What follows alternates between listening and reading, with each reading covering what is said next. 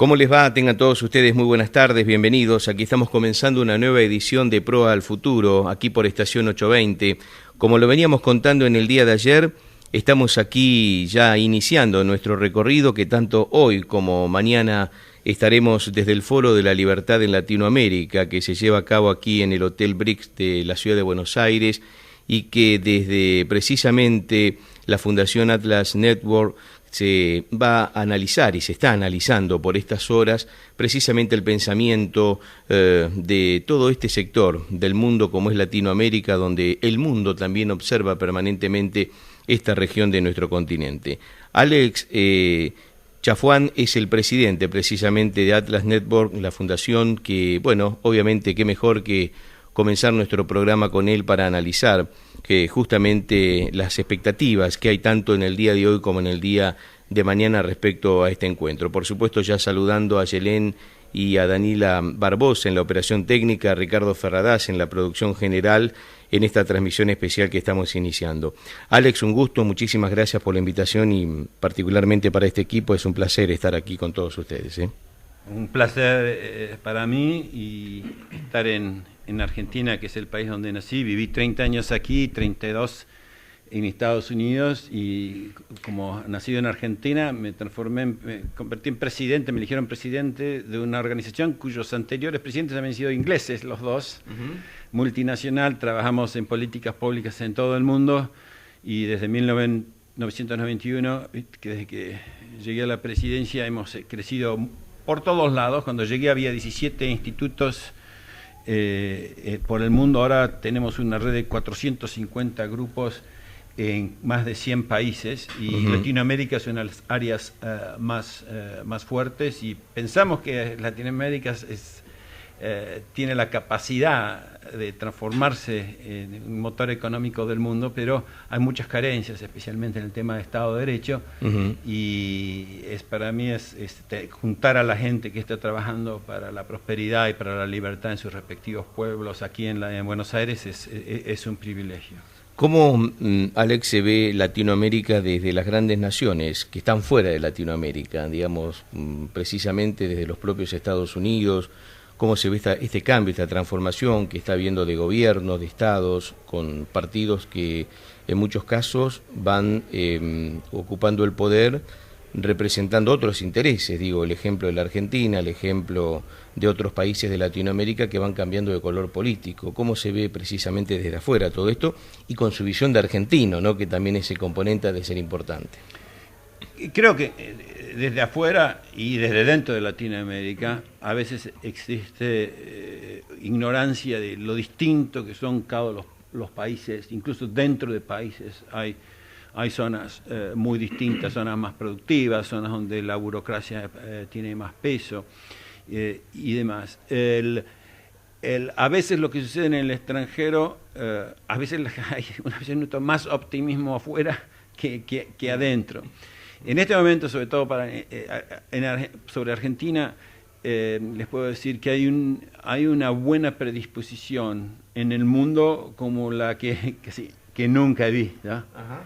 Y a veces se les va la mano con el optimismo y entonces obviamente a todos queremos que a Argentina le vaya bien, pero este es un momento especial para aprovechar y hacer las cosas necesarias que a veces cuestan políticamente, pero qué mejor momento de hacerlo cuando uno desde Europa y desde Norteamérica y desde Asia hay grandes intereses económicos y intereses políticos que quieren que Argentina vuelva a ser lo que una vez fue.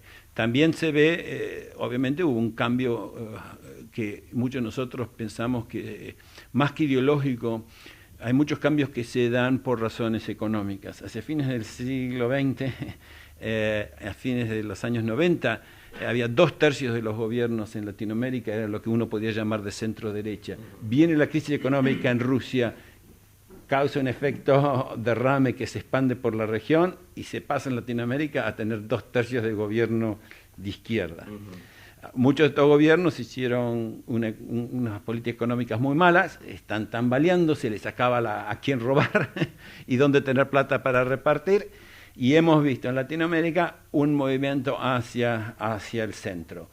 Yo creo nuevamente unos gobiernos un poco menos populistas, ¿no? Lo hemos visto en Uruguay, lo hemos visto en Argentina, en todos los países no se dio, en Chile se fue de vuelta un poquito hacia la izquierda, pero el gobierno está muy débil y todo el mundo espera que gane Piñera. El país más relevante para Latinoamérica y para Sudamérica económicamente es Brasil. La mitad de la economía de Sudamérica es Brasil, y hoy en día lo que está pasando en Brasil está causando terremotos, no solo en las Américas, sino en todos los países donde los brasileños han comprado, donde los astilleros en Corea están sufriendo los cimbronazos de lo de Brasil. Pero en fin, así que yo creo que es una oportunidad única, hay optimismo, hay desafíos todavía muy grandes en Venezuela y en otros países, pero es un momento ideal para hacer las cosas bien. Alex, la idea del foro, por supuesto que es mucho más amplia que esto sintético que voy a decir, pero para clarificar a la gente que nos está escuchando en la radio, es de alguna forma fomentar políticas públicas para crear ideas. Qué interesante esto de crear ideas, y esto que ustedes hablan de iluminar, de fomentar, de utilizar tanques de pensamiento, como aquellos quienes fomentan las ideas y quienes las transportan. Precisamente, ¿cuál es el rol de estos tanques de pensamientos que hay en América Latina? Para mí el rol más importante es hacer políticamente posible cosas que son necesarias.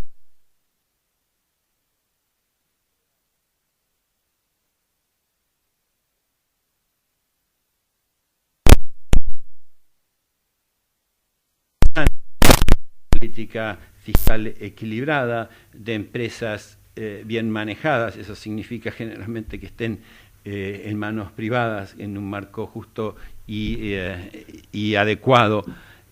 Así que nuestra fundación nació con un señor inglés que había perdido a su padre en Gaza, que lo mató un francotirador, a su hermano en la batalla para liberar de los nazis, y leyó un libro donde decía, bueno, el mundo va hacia el totalitarismo de derecha y de izquierda, y se aterró, dijo, bueno, ¿por qué no voy a la política? Y fue a ver al autor de este libro que se llama Camino de Servidumbre, el libro de un premio Nobel que se llama Hayek, y dijo, mira, ¿te parece que vaya a la política? Y este señor dijo, no, mira, los políticos hacen lo que dice la opinión pública. Entonces, trabajá en la opinión pública, contratá buenos economistas que les expliquen al público en forma simple, no con ecuaciones, no con números solamente, sino con buenos argumentos, los beneficios de la propiedad privada, de la libertad de comerciar, de los bajos impuestos y la moneda sana. Entonces, empecé a trabajar así y de poco las cosas van a cambiar. Y el primer caso fue Inglaterra, después de 20 años de trabajo de institutos, Inglaterra que venía en caída, se transformó y gobiernos de derecha o de supuesta izquierda mantuvieron ese modelo. Así que ese es el objetivo nuestro, es ayudar de estos grupos, ayudar a construir políticas públicas que beneficien al pueblo y sobre todo, a mi juicio, empezando por los más necesitados. O sea, el secreto para eliminar la pobreza es liberar la capacidad productiva de los seres humanos. Está claro. Y digamos, ese financiamiento, esa forma de poder ayudar a aquellos más desprotegidos primero y después, por supuesto, al resto de las naciones, ¿cómo se obtiene, cómo se consigue esa fuente de financiamiento? Bueno, básicamente no es un juego de suma cero. La riqueza no es una torta que está allí y que si uno tiene más, uno va a tener menos. El secreto es hacer crecer la torta. Por muchos tiempos, sobre todo en la época que se llamaba neoliberal, cuando empieza después del presidente Reagan, la primera ministra Thatcher, y cuando se juega el Juan Pablo II con su encíclica dice que hay un capitalismo sano y demás, empieza el mundo un optimismo a ir a esto que se llama el neoliberalismo, y a veces hubo mucho énfasis en solamente las privatizaciones. Hay un economista premio Nobel se llama también Milton Friedman, ya fallecido, y cuando viene el cambio en la Unión Soviética le preguntan, bueno, ¿qué tiene que hacer la Unión Soviética para poder crear riqueza y recobrar, ¿no?, la prosperidad? Dice, bueno, 3 cosas, decía Friedman: privatizar, privatizar y privatizar. ¿Pero qué pasó? cuando esa privatización se hizo sin un marco de instituciones justas de Estado de Derecho y se hacía a los amigos, el capitalismo de Estado y los crónicos, los resultados no se dieron. Entonces, 10 años después le hicieron la misma pregunta a este señor premio Nobel Friedman, ¿y ahora qué piensa? Y dice, no, hay que hacer 3 cosas, dice, Estado de Derecho y Estado de Derecho, y justicia. Así que yo creo que el Estado de Derecho, las instituciones, el concepto de república, de división de poderes, que es para respetar los derechos que son de las personas, no es que los da el Estado, ese Estado de Derecho, que es donde toma cuerpo la República, es la llave maestra que permite que el libre mercado produzca frutos para todos, no solo para los amigos del poder.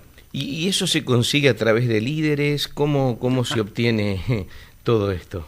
Mirá, yo creo que las cosas pasan en el mundo por 4 cosas.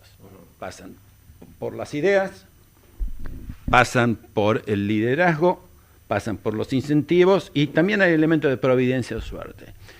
Las ideas sin acción son solo ideas. Uno necesita un ser humano que las lleve, ¿no? Y estos son los líderes que hay, líderes en la política, en la academia. Pero también tiene que haber incentivos adecuados. Para mí los 2 incentivos que más ayudaron al desarrollo de la sociedad civil ha sido la familia y la propiedad privada. La propiedad privada nace para proteger la familia intergeneracional. El socialismo trata de destruir estas 2 cosas generalmente, la propiedad y la familia.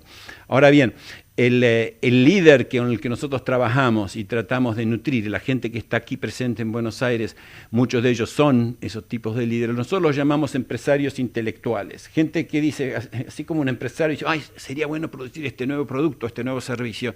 Esta gente que nos está rodeando acá dice, mira, sería bueno tener un programa educacional sobre tal tema. Sería bueno hacer esto para eliminar la corrupción. Pero no solo se quedan en las ideas, sino que como vendedores traen capital, consiguen a alguien que les done plata, consiguen a alguien que les done el tiempo y hacen un estudio, una conferencia, un libro, hacen un esquema de cómo luego llegar al ministro o a las burocracias que lo van o al diputado para llevar a cabo estas ideas. Así que el empresario intelectual para nosotros es ese ser humano, ese líder que pone las cosas, que trae todos los elementos a juego y trata de cambiar el país. Nuestra contraparte aquí, la Fundación Libertad de Rosario, ha trabajado no solo en Argentina, sino ha ayudado a crear redes en todo el mundo, ¿no? Desde una provincia de Argentina es llamativo lo que Gerardo Bongiovanni, ese líder, ha podido hacer y en muchos países gente de esa red ha recomendado a ministros que luego han reformado sus países y le dan una nueva chance, no solo a Latinoamérica, sino a otros países del mundo. Bien, y en ese marco, en esa cuestión de tomarlo como individual, como una persona, como un líder, seguramente esto potencia a otros, y esta suma de voluntades de alguna manera es lo que hace que un Estado vaya por el buen camino, o al menos vaya por esas buenas ideas que ustedes están propagando, ¿no? Claro, porque no es necesario reinventar la rueda. Hay gente, por ejemplo, hay ciertas reformas que a veces, como la reforma chilena de seguridad social, que se replicó en muchos países y ayudó a crear mucha riqueza y dividir el poder. Nuevamente, cuando viene a la izquierda, sufre ataques, ese modelo en muchos países. Hay cosas que a veces el liberal se olvida, ¿no? Por ejemplo, se olvidaba el tema de la seguridad ciudadana, por ejemplo. Yo vivo hace 30 años en Estados Unidos, 32. Nueva York era una ciudad con enorme crimen. Y el trabajo de un intendente y de gente expertos en políticas públicas y de un think tank que también nuestro fundador ayudó a crear, que se llama Manhattan Institute, empujaron políticas de seguridad pública multifacéticas, ¿no? Desde mejorar la apariencia de los vecindarios, ¿no? Desde reconocer mejor el trabajo de la policía y de ser más transparentes. Y Nueva York cambió por completo. Ahora, esos conocimientos que uno tiene en Manhattan y en Nueva York han ayudado a ganar batallas contra el crimen en otros países. Pero de vuelta, así como te hablo en ese tema, te puedo hablar, viste, del tema monetario. ciertos países muy chicos han preferido dolarizar y dicen, mira, Panamá tiene muchos problemas, pero no tiene problema de inflación porque tiene el dólar. Entonces, claro, El Salvador y Ecuador, por ejemplo, dolarizaron. No todos los países. Chile tiene una política monetaria bastante sana, pese a tener un banco central estatal. Así que bueno, nosotros tratamos de traer en estos foros los mejores expertos en cada tema y que de ese intercambio los jefes de los institutos y los investigadores aprendan y promuevan políticas públicas que beneficien a sus respectivos pueblos. Lo ideal para Latinoamérica o para un continente es que, digamos, todos los países tengan un mismo partido político liderando una misma economía, una misma moneda, porque lo que va pasando muchas veces aquí en nuestra región es que cuando un gobierno surge desde, por ejemplo, un sector de derecha, en las elecciones empiezan a ganar los otros países en general desde ese sector, por ahí después hay cambios, pero en general más o menos se va dando esto. Se dio aquí, por ejemplo, en estos últimos años en la Argentina, que tenía, digamos, gobiernos similares a Argentina, Brasil, Uruguay, también el caso, por ejemplo, Paraguay, y después se va modificando rotundamente. Estos cambios bruscos de un lado hacia el otro perjudican, digamos, la estructura económica y social de un continente. Sí, los cambios bruscos y Latinoamérica son los países donde más variancia ha habido en políticas públicas. Son muy dañinos. Los empresarios no necesitan regulaciones perfectas, pero es lo mismo que uno se va a tirar en una piscina de un trampolín. Hay gente que se tira con muy poca agua de muy alto, como en Acapulco y demás, pero uno, si no sabe si va a haber agua o no en la piscina, la mayoría de la gente no se tira. Y la verdad que no es necesario una política uniforme. Nosotros sabemos, es como un guante, ¿no?, que necesita 5 dedos, pero el tamaño se ajusta a cada persona. Es mejor que un país tenga moneda sana, que el Estado no nos robe con inflación. Es mejor poder comerciar libremente con otros países donde cada uno se dedica a lo que mejor hace. Es mejor no tener muchos impuestos. Es mejor no tener una burocracia abarrotada. Es mejor tener una justicia independiente. Ahora, ¿dónde uno va a poner el énfasis en cada país? Eso depende mucho del mercado político, pero hay muchas mezclas de participación pública, privada, de tasas impositivas en diversos lugares del mundo que han permitido el desarrollo de la persona humana. El caso de China y la India, que son los países que más ayudaron a disminuir la pobreza extrema, pese a que todavía tiene un Estado grande, ¿no?, y todavía tiene bastante corrupción o totalitarismo, pero de a poquito se mueven siempre en la misma dirección. No ha habido grandes cambios. Entonces, cientos de millones de personas que salieron de la pobreza fueron, a mi juicio, debido a la gradual liberalización que ha existido en estos dos países. Así que lo mismo tiene que pasar en Latinoamérica, pero a sus tiempos, y en cada país va a ser distinto, y tú tienes razón, tiende a haber a veces un efecto contagio, sobre todo al accionar de los países más grandes y cuando ve algunos resultados positivos. Algunos, obviamente, le decíamos todo el mejor de los éxitos a Argentina, pero sería muy negativo, yo creo, para el futuro de las Américas, que, por ejemplo, que Argentina vuelva a caer en algo similar a lo que era la política de Kirchner, o que en Brasil se frene el progreso hacia un Estado de Derecho y el castigo a esa enorme corrupción que estaba dominando las estructuras superiores de ese país. Está clarísimo. Alex, muchísimas gracias por la invitación. Queríamos comenzar el programa con usted en estos 2 días que vamos a estar aquí transmitiendo desde el Foro de la Libertad en Latinoamérica. Muy amable. Gracias a ustedes. La palabra de Alex Chafuán es el presidente de Atlas Netbook Fundación, que es precisamente quien está coordinando y organizando esta actividad que durante los días 3 y 4 de mayo, hoy y mañana, se llevan a cabo aquí en la ciudad de Buenos Aires, en el Hotel Brick, donde estamos transmitiendo. Vamos a hacer una pausa y seguimos en unos minutos nada más desde aquí. Ya venimos.